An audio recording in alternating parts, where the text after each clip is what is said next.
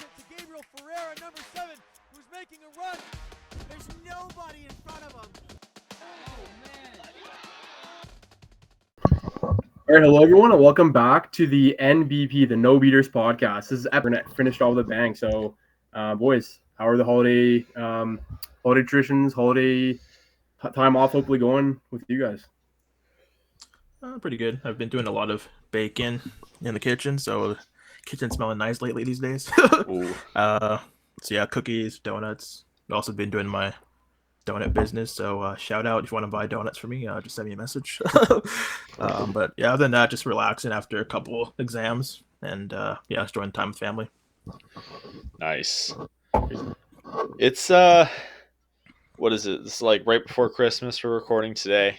Hopefully this comes out right on Christmas or hopefully shortly after, but it's nice. Like it's I think like school's done basically for people. Like my work's been rather busy, but like I have a couple days off and hopefully see family pretty safely.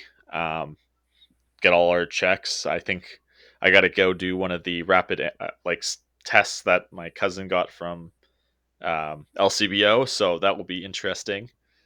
But no, it's been good. Like it's kind of been doom and gloom out in the world, but for the most part, honestly, in our own little bubbles, just try to keep it happy, and Yeah, that's all we can do at this point.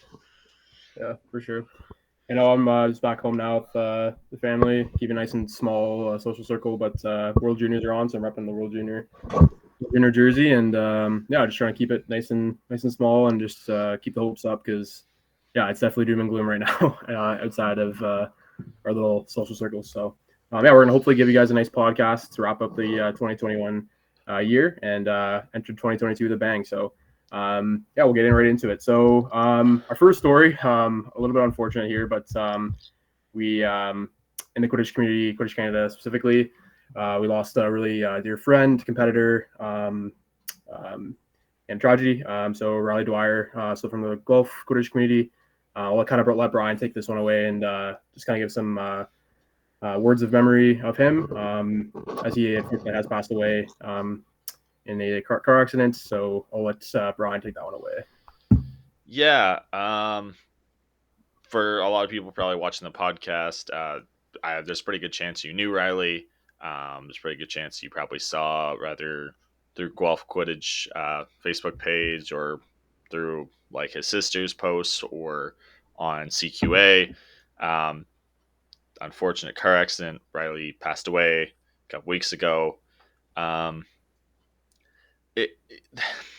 there's a lot to say, but not a lot to say. I think a lot of people know Riley. It's hard not to with a personality like he had. He was a huge like member of that team. Me and him started the same year. We went to the first like same tryout.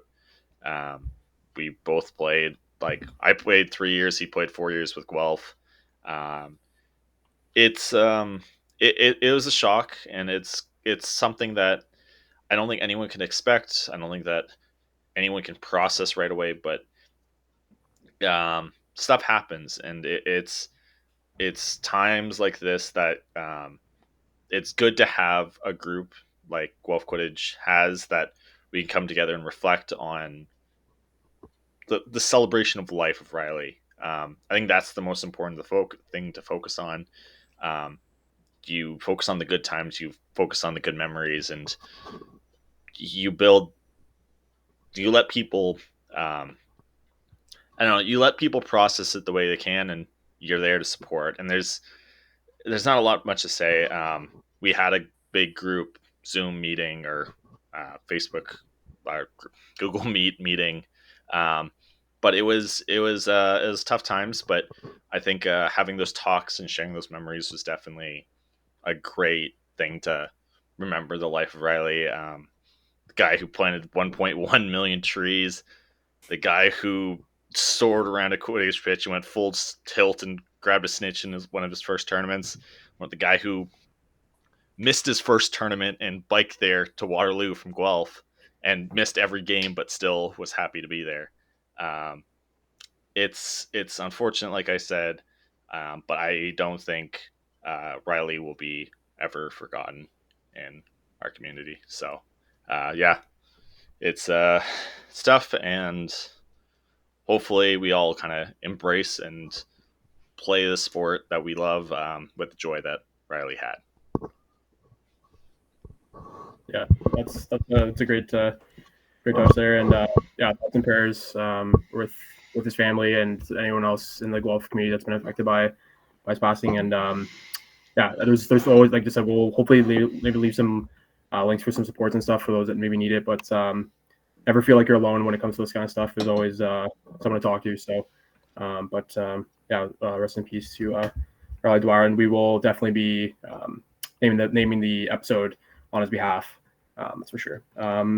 So it's never easy to transition from that, but we're gonna try our best here. So the next part of the podcast, we're gonna talk about some of the news in the Quidditch community. So Quidditch Canada, relatively quiet right now. They kind of trying to figure out sort of Pan Am rosters, and obviously Omicron is throwing a wrench into things and planning, I'm sure. But so we kind of have a couple stories within Quidditch in general. So for those that haven't seen, USQ recently released the Snitch Handbook. So that's pretty awesome. And hopefully in the new year, we're going to have sort of a snitch and seeker panel to kind of go more in depth on that. So that's exciting. But I think the main focus of the podcast, I think, is going to be for those that haven't heard about it. If you're in the Quidditch community, probably should get more familiar with it, because I think it's going to be around for a while here. So MLQ and USQ has announced that they are in the process of renaming our sport. That's right. Quidditch will be getting a new name, apparently. Well, we're changing. So I have a couple we're changing the Quidditch community to the community at the moment because yeah, exactly. Yeah. We don't know what it will be.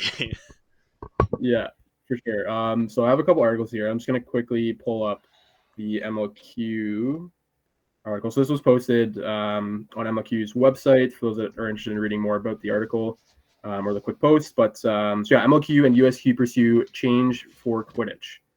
So MLQ and USQ have begun the process of selecting a new name for the real-life version of Quidditch. Leagues will conduct a series of surveys for the next few months to guide a decision regarding the new name. So again, for those who haven't seen it as well, there's also a survey, and there is an option for Canada as well for some of our Canadian friends in the community. So I highly recommend filling that out. So yeah, pretty crazy. See if I can get a quote here from one of the co-commissioners. Amanda Dallison here. I can't remember. It is not, but yeah, again, it's up on our on ours. It's on the MLQ website. So that's the original sort of drop of the name change was coming from. So boys, initial thoughts on that? MLQ and USQ are deciding to rename Quidditch. Kind of came in a bit of a lull in the sport. Like nothing really was going on, and this kind of dropped, and we're all like, we're up in Canada. We're just enduring the cold weather. I don't know if we really knew what was going on. We sent some people down to like a like part of the national team people and whoever was able to make it down to New Orleans about a month ago. Nothing much was going on up here, eh? And just kind of, hey, guess what? We're gonna change the name. Like, I think it's first out on Facebook, and I'm like, wait, let me read this again, because I'm not sure if I read that right the first time. But then, yeah I was like, I'm not sure if like Quidditch Canada knew about it, if they're kind of informed. But yeah, it kind of just like dropped out of nowhere. Yeah, it was kind of funny because like, I don't know, like because MLQ is still like in the grand scheme of sports relatively small. Like just kind of seeing it on Facebook, and that's where I'd seen it as well. It was just such a small, like, oh yeah, MLQ is considering a name change, and I'm just like, what? I had to like reread it because I'm like that you'd expect it to be like big, bold, like font, because it's just like, yeah, it's pretty big. But yeah, so for those that haven't seen the survey, I'm just pulling that up as well. We will go through some of the names because there's a list of different names that are being proposed for the name change. Because from my understanding, MLQ wants to keep the Q as part of the MLQ USQ. They just want to rename the name. So those are wondering. There's also another really good article. I believe Bryan, you had posted in our little group here, but I'll quickly plug them as well because I think it's a really good. It gives a good summary in terms of sort of what's going on behind the name change and why people. In this particular article, I think it's a good idea to change the name. fast break news. Sure. Yeah, that's it. Fast break news, reasons to embrace a long overdue name change. That was a great article that you had posted. Yeah. About that. Can we clear up one thing though, real quick? Yep. So, as far as I'm aware, correct me if I'm wrong. This is USQ and MLQ because they do share a pretty strong bond, and they have a lot of people working on both sides of them. Like they have a really strong connection. They're obviously mostly based out of the US. They're both like working together on national team stuff and certain things going on, yada yada yada. But this is the expectation for USQ, or I guess American Quidditch, United States of America, to change the sport in America. I don't think it's specific to everywhere else. I assume Canada's going to have a pretty close like relationship with that and probably will follow suit as a member of Quidditch Canada. I don't really know because I don't think it's relevant to me in the gameplay department at this time. I guess if something changes, we change rule books, but it's more like a, hey, we're gonna kind of address an issue that's kind of been underlying in the sport for a little while here. So maybe what's do you guys want to, like, Gabe, you kind of went through that article, I know.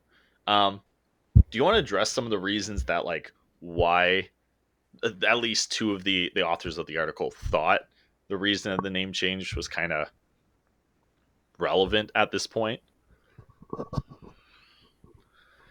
Yeah, so from my understanding, like the initial sort of push for the name change came from with an MLQ, and the issue of like the copyright of Quidditch. So quickly pull up the article again here. So for those that aren't familiar or don't know, the name Quidditch is a copyright or trades and trademarks, one or the other. Here is it here. I think it's owned by Warner Brothers. So Yes. Part of the problem, so copyright. So both internationally and domestically, the incredible power of the companies own the rights to Harry Potter have demonstrated they are unafraid to sue organizations, even those owned by fans, that use their copyrighted terms. In 2000, they famously threatened legal action against the family of a 15-year-old fan because she owned the domain harrypotterguide.co.uk.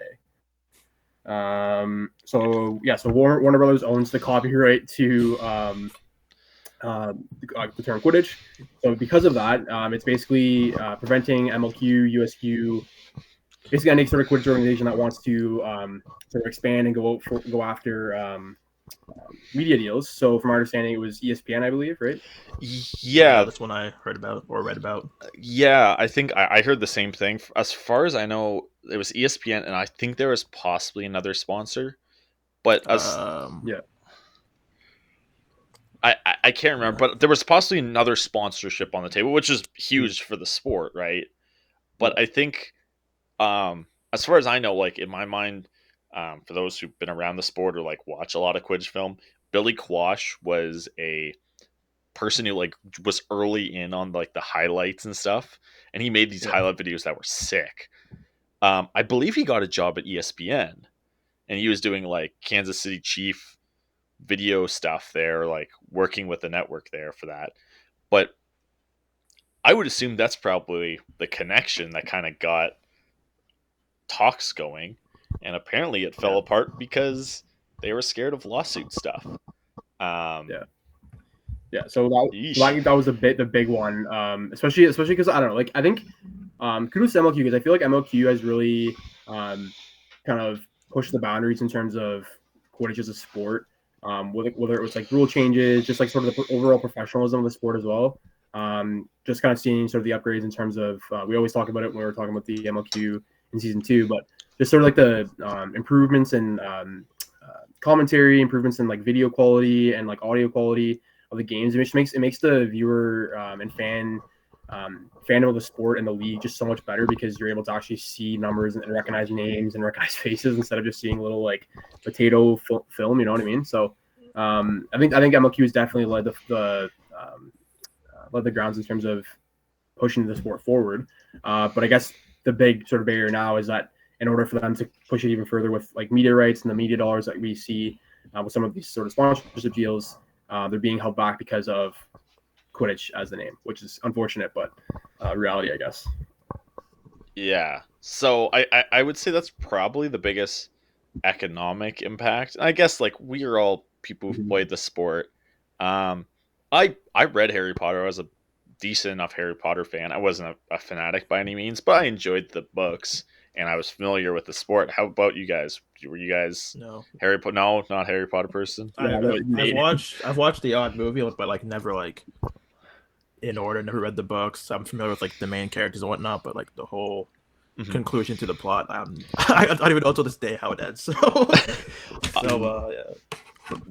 Gabe, how about you? I didn't. I read the first 2.5. Like I got to the third book and I read halfway through, and then I just didn't read it anymore. I watched all the movies.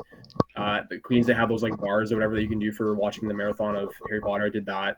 But like in terms of like being, I don't know, like I enjoy Harry Potter, but I wouldn't say I'm a Harry like Potterhead, yeah, super fan kind of thing. Potterhead, yeah. I'm not that, I wouldn't say. No, for me the reason I joined the sport was just more because it's just fun. Like I don't know it. So for me, like, and I think we kind of talked about this off air, or at least I did with you, Bryan. What we talked about, sort of like there's kind of like discrepancy in terms of like what you see in terms of like fan reaction and like overall reaction to the idea of changing the name.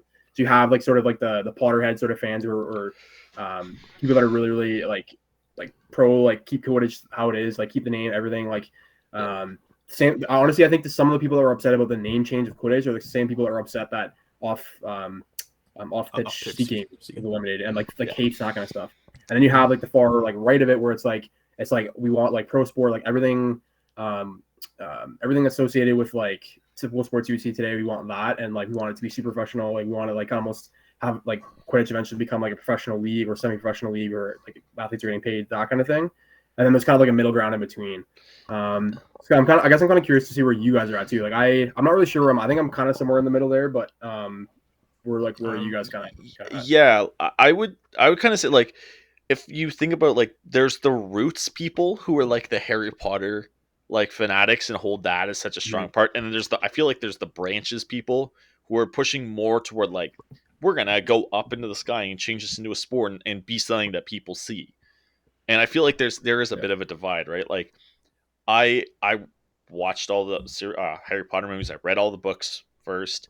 I'm going through the audiobooks right now because I found it's a great way just to, like, listen to something different on my way to work and way home every day.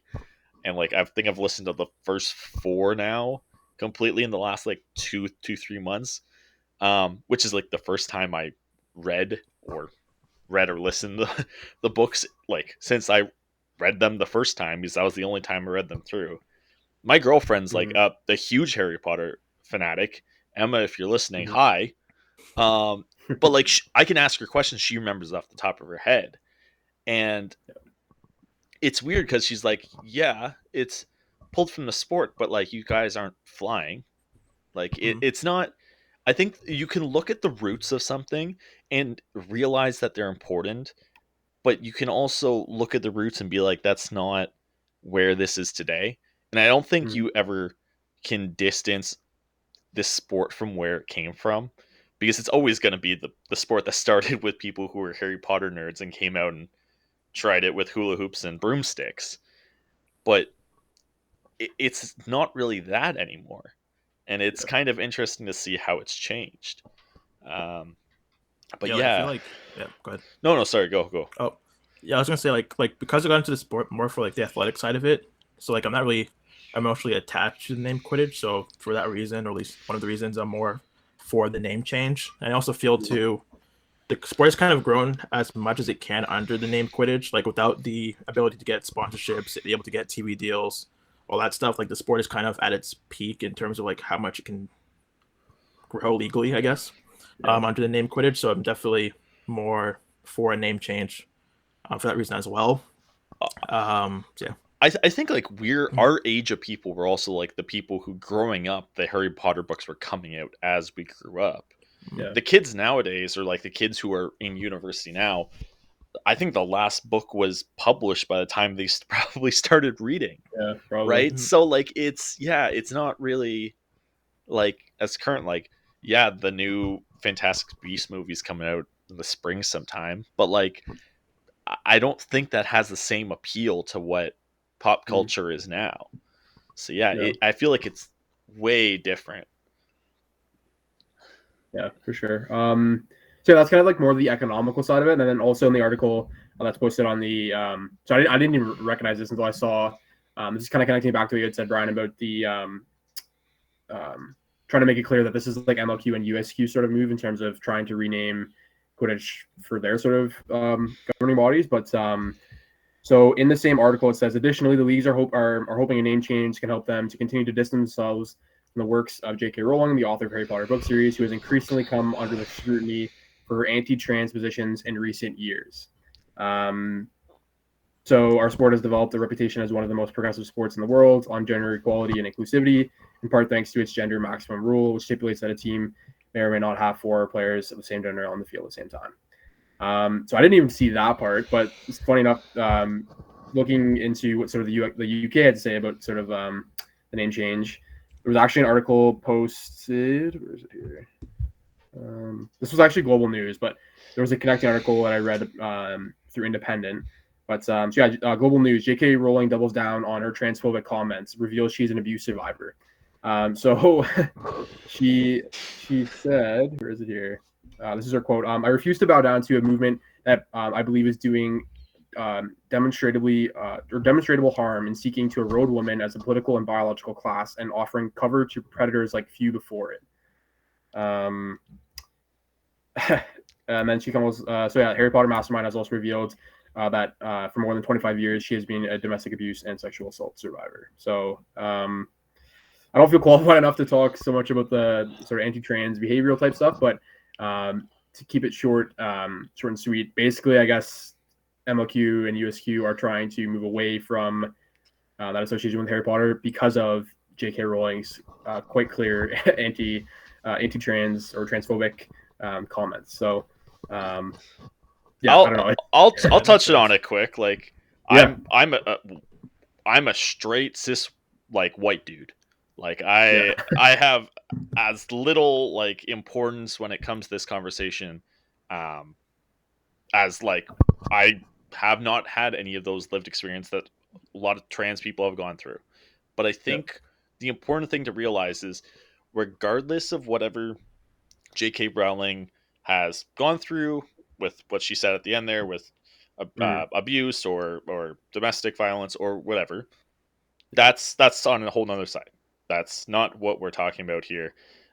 The point is, we're looking at a community that's very, very open, is very, very I'm looking for diverse, inclusive.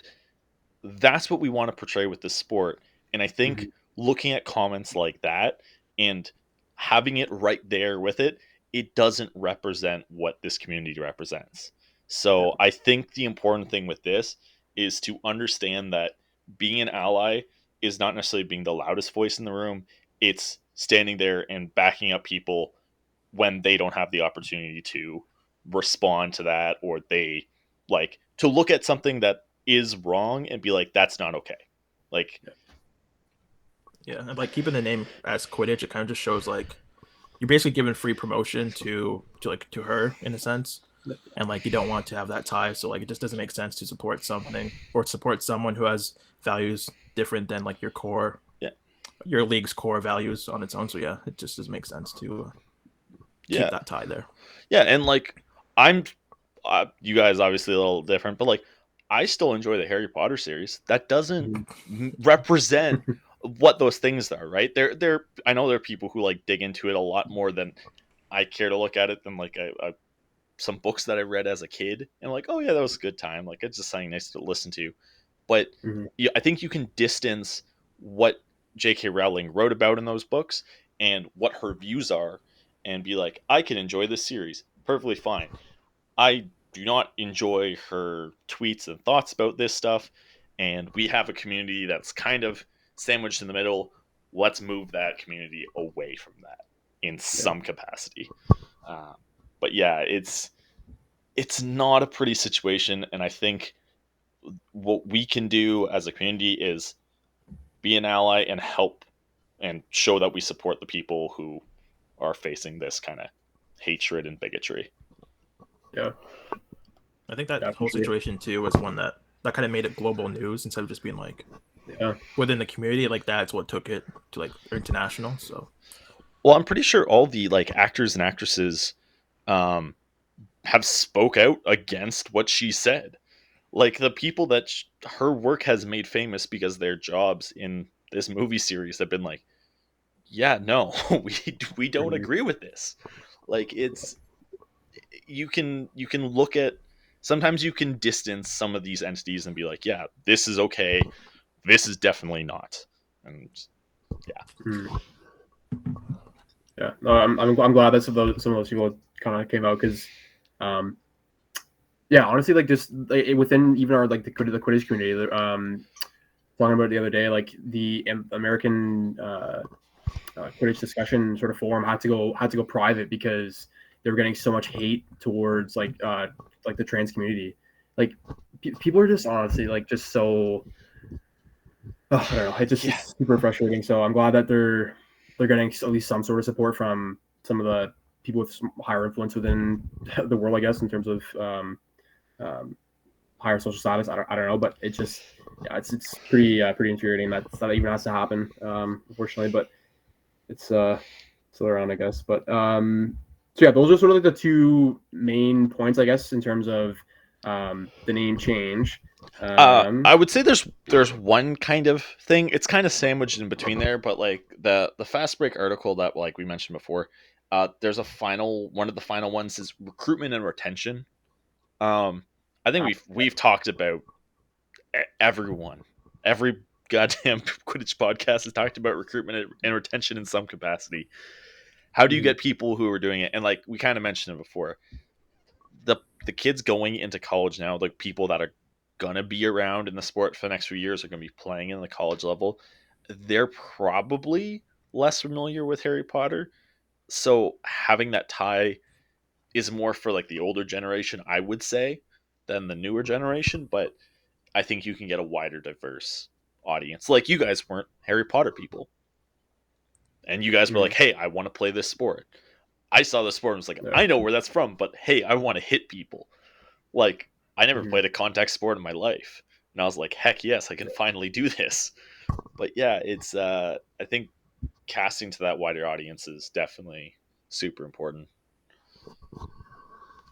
Yeah, I think it would be interesting. I'm just gonna pull up the survey here. Yeah, I don't think they asked it. It would be really interesting if MLQ included in the survey, or USQ, or like whoever's doing these surveys to collect information on this. But like seeing the why as to why people actually kind of got involved with Quidditch in the first place. Because if they're seeing that more than 50% of people are kind of drawn to the sport because of Quidditch and Harry Potter, that's kind of the cause for concern. But I think people are going to be surprised in terms of, like you're saying, Bryan, especially like more like the next generation of Quidditch players. It's not necessarily the draw of Quidditch and like the Harry Potter fandom that's drawing people to the sport. It's more so like the inclusivity and the fact that it's just kind of bringing together so many different sports, and it's not just soccer or basketball. It's like kind of like a combination, and it doesn't really matter.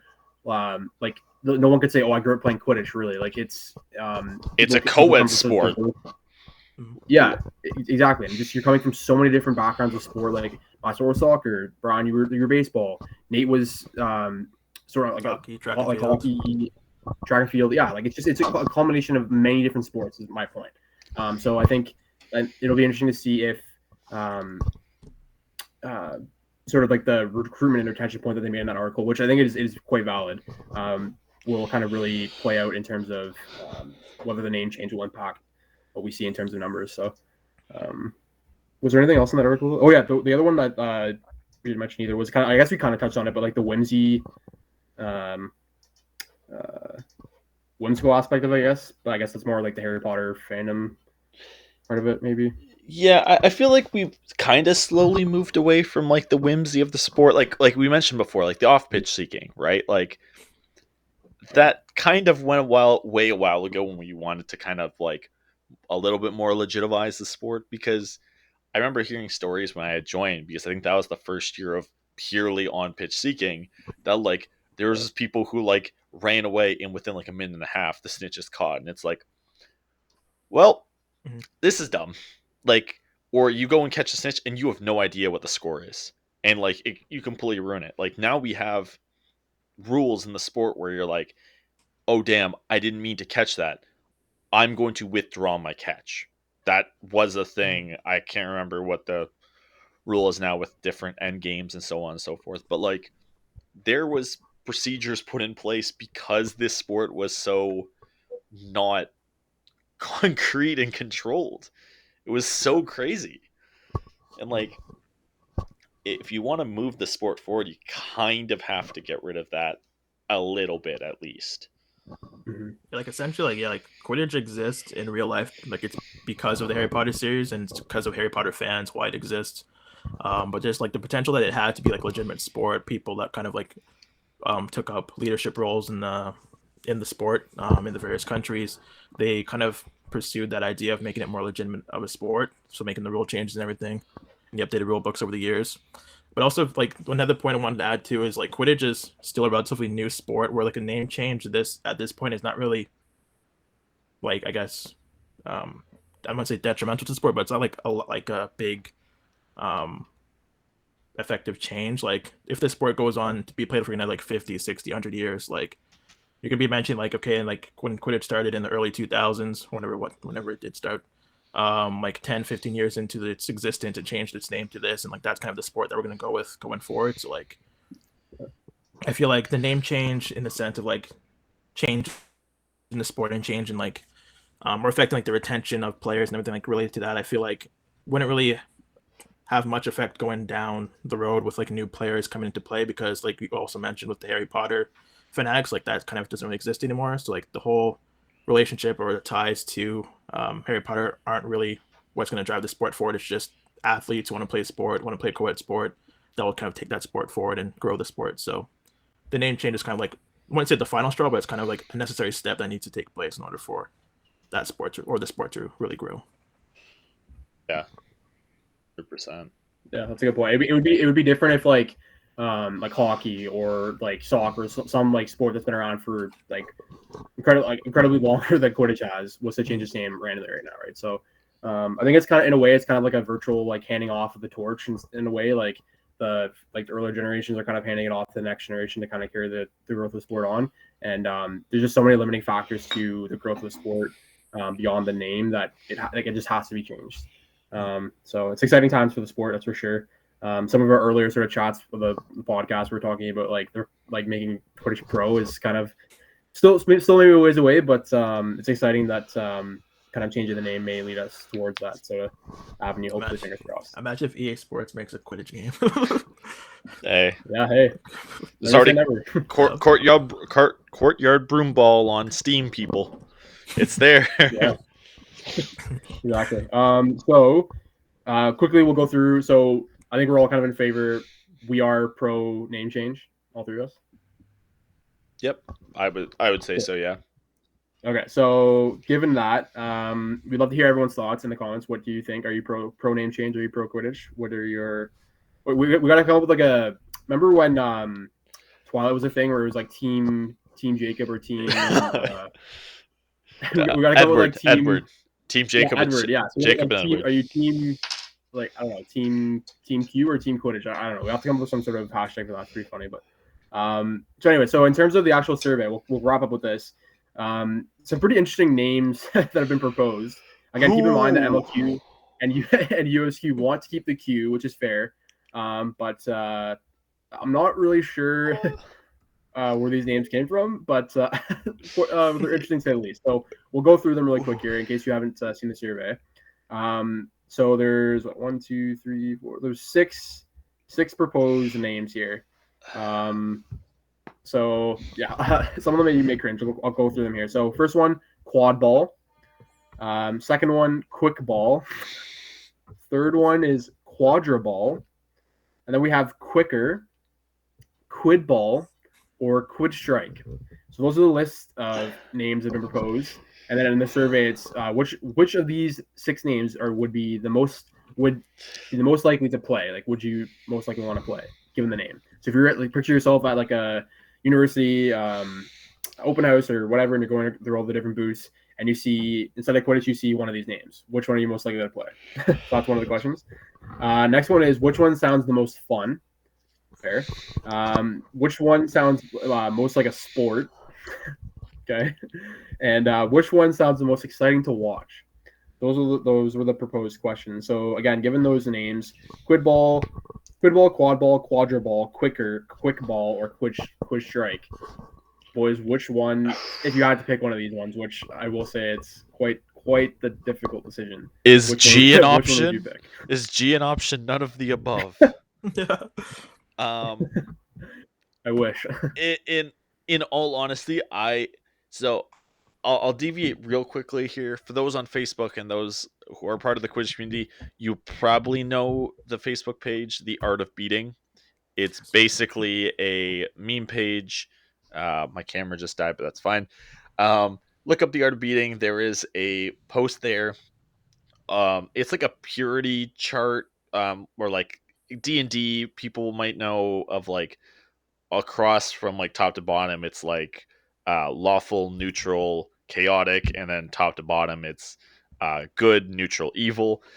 Basically they did one of those, and they did like purist, neutral, radical, and like they had 4 of the options there, but like some of the things they joked about, like the new name should retain quid to honor the original name, but like for the radical option, the new name should be another popular trademarked property, so they offered quid game instead of squid game. And it's some of the options, like broom ball's a good option, but yes, it's right there. God, I if you're gonna make me choose, I'm gonna have to say quid ball, but I do not like any of those options. Yeah, I did the survey and I went through the questions. I'm like, okay, let me like try to do this as professionally as possible. But like, the only one I really like, I could see myself playing and like talking about to people that like I see on the street and whatnot. It's kind of quid ball is probably the only option I really see that makes sense. Like you have like baseball, you have basketball, these like big sports that everyone knows, at least in North America, and it's like it makes sense to have like a sport that ends in ball, especially because Quidditch uses so many kinds of balls. Can I argue that point? I disagree with that. I said quid ball, but I hate myself for saying it, because I hate that I play a sport for the umpteenth time that ends with the word ball. We play with a sport that has 5 different balls. We don't play with a sport with one. It has 5. And for that reason, they did. Like, I was surprised at how the like pentaball or something. Yeah, or yeah, whatever the Q, the quintaball. But yeah, quadriball.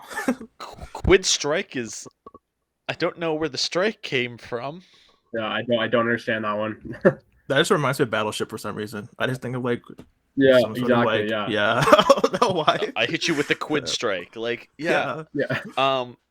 I will say Quicker reminds me of Quaker, like Quaker Oats, or the Quaker people. I really don't understand why Quicker is even an option. Like, we're gonna avoid one lawsuit with Quidditch and then be sued by Quaker Oats. Yo, Big Oats is coming. Big Oats. Go for a Quaker Oats sponsorship.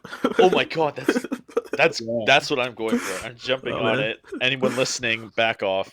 Quaker Oats sponsorship for my next team. Whatever team I start or restart or join or whatever, we are getting sponsored by Quaker Oats, for the love of God. Oh dear God. Quite something. But yeah, no, I agree with you guys as well. I would say that's the worst is probably quid ball. The other one we also kind of mentioned too was just like, why not calling it like just call it quid? Like, why does it have to be like quid? Like, I don't know. That's exactly I did quid ball for all my options, and at the bottom, any other comments, I'm like, just call it quid. Yeah. We get rid of the Quidditch denomination. We stay true what it was before, and we get that recognition, but we distance ourselves, and I would say it's almost like we're cutting off what the bad part.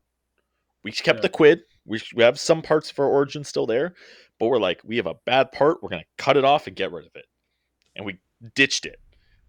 We quid ditched it. It works logically in my brain right now, but yeah, I honestly can say I know people put effort into this. I really don't like any of the options. I really don't. I'm sorry. Yeah. But Especially Quidditch being a sport where it's like you have all these terms, you have all these like different balls that we use and whatnot. Like you could have come up with something that kind of encapsulates like the chaos of Quidditch in like a one-word phrase, or like, I wouldn't say phrase, but one word name. yeah, But you kind of just went with like the generic ensign ball. Okay, there's 4 balls. We'll call it quattro ball. Wait, no, there's a 5th ball because there's a snitch tail. So let's call it this. I don't know. They kind of just like, I feel like they kind of just like had like limited time to come up with names and just put out like a quick survey and kind of get the ball rolling on the name change. But I feel like they could have taken their time and kind of even get name suggestions from the public at least.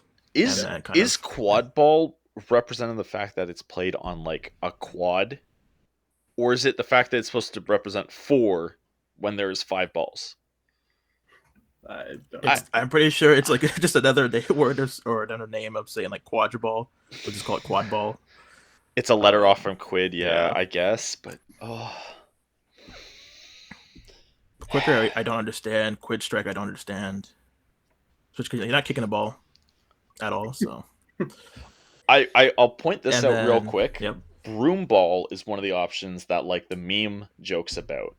And there's a meme farther down on the art of beating that I can't find right now because that page has so much stuff.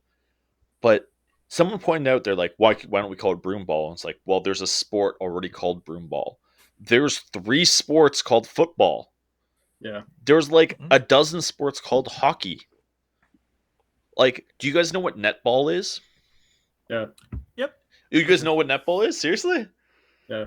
Oh, I randomly met a New Zealand people, and someone mentioned they play netball, and I'm like, what is netball? And they're like, oh, it's like basketball, but without a backboard, and you can't shoot from far. And I'm like, I never knew this was a thing.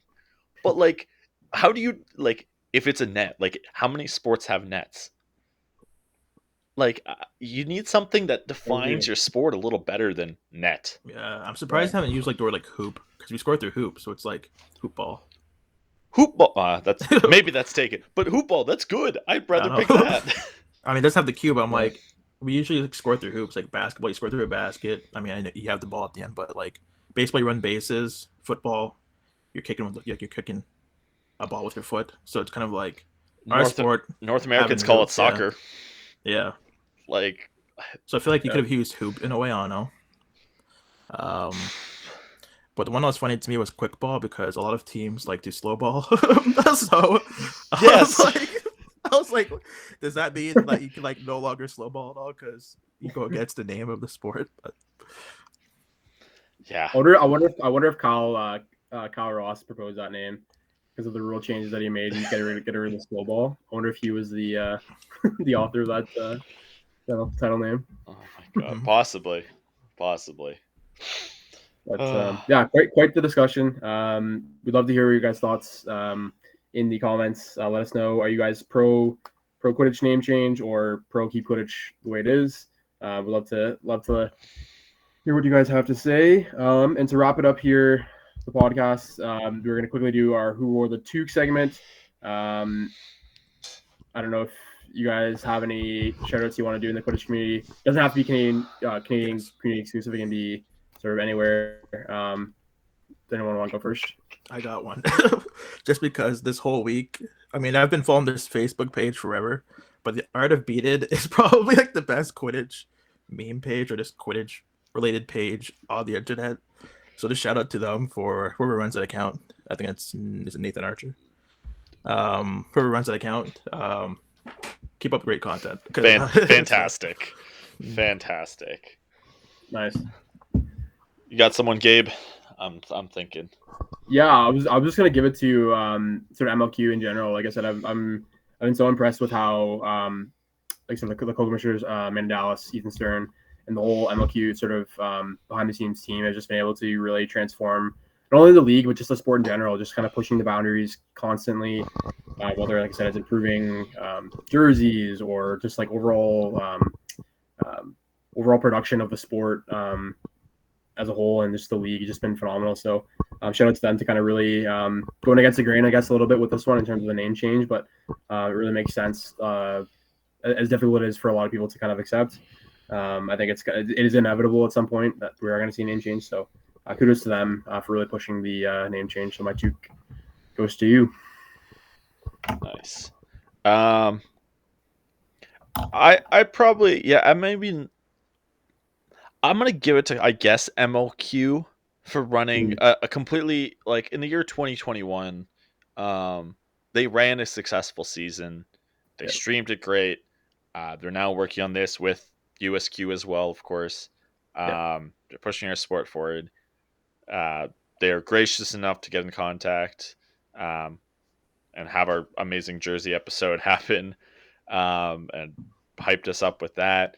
Like, I think people who are running a league the way MOQ does recognize the way how to grow a sport and the proper steps they're doing. And I think the decisions they're making, between Amanda Dallas, Ethan Sturm, everyone on the like rules team there, everyone part of like every part of that organization, they're recognizing things are going well and they're making the right decisions. So shout out to them. Yeah. Awesome.